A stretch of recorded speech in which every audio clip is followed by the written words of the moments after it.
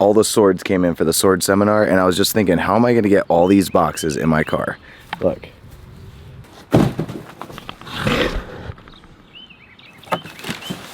There's one tiny box inside every one of these big boxes.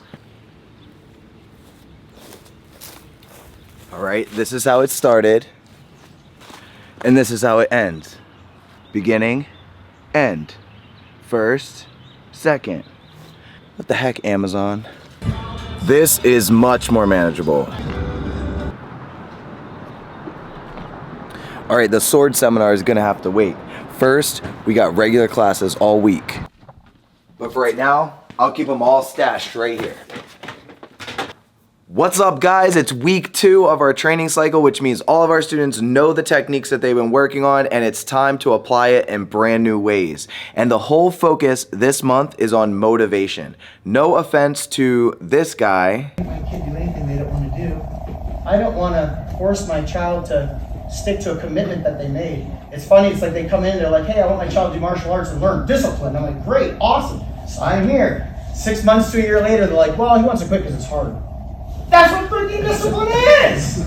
But in my opinion, I think that kids that don't show discipline because it's too hard actually have a lot of conversations with their parents about why they should stick with it and to keep on going. And when a parent comes to me and says, I don't want to force my kid to keep doing martial arts, or I don't think he wants to do it anymore, 2 things could happen. Number 1, your program's really boring and they don't want to do it. I just do everything I want to do, or there are times there's things I do and I don't want to do. There's or I don't want to do. There's times I just do everything I want. There are times there's things I do. That's what freaking discipline is! And number 2, parents have a tough time motivating their kids. So today, I'm actually going to teach parents my top ways to motivate students to try their best. When you first start, as soon as we stand up, we're learning something different. Or I noticed some kids, like when me and Jackson were just working, you could tell he was starting to get frustrated because he kept not doing what I asked, and then I had to correct him again, and eventually, but he eventually gets it and he's good. But some kids never get to that point.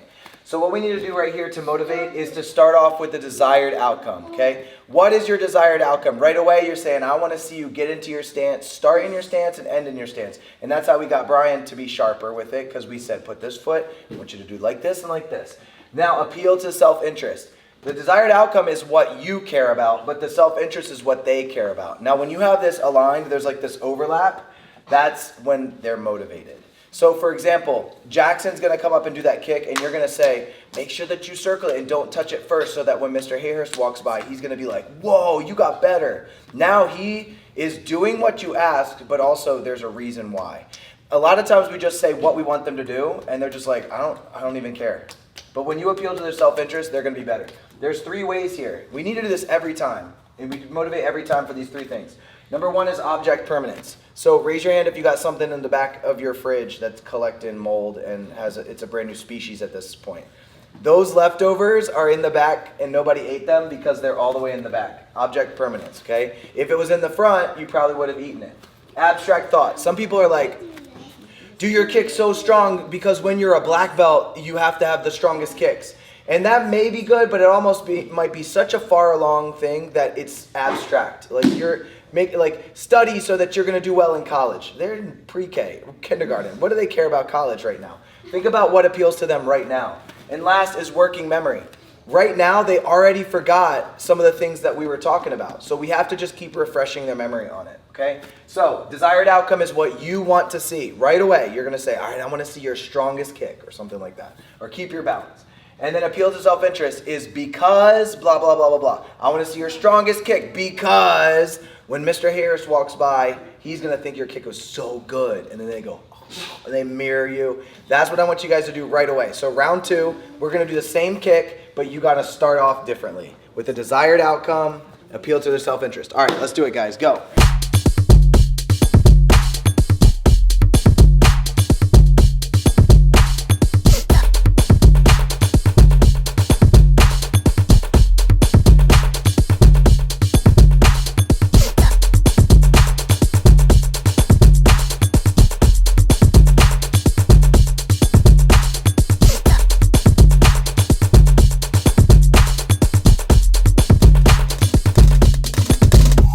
guys, today was the flying sidekick seminar and the sword seminar. Sword first, flying sidekick second. This was such an awesome day. Action-packed kicks and weapons.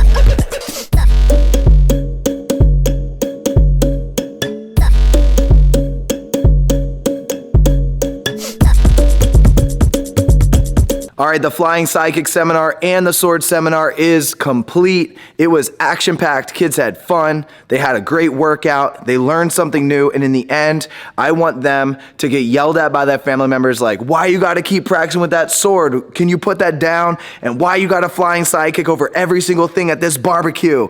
If that happens, then I know that I've accomplished my goal because they got good at the moves. So everybody that attended, you guys are real champions because this stuff was challenging, but you never gave up, and in the end, you got better than when you started. I'll see you guys at the next one.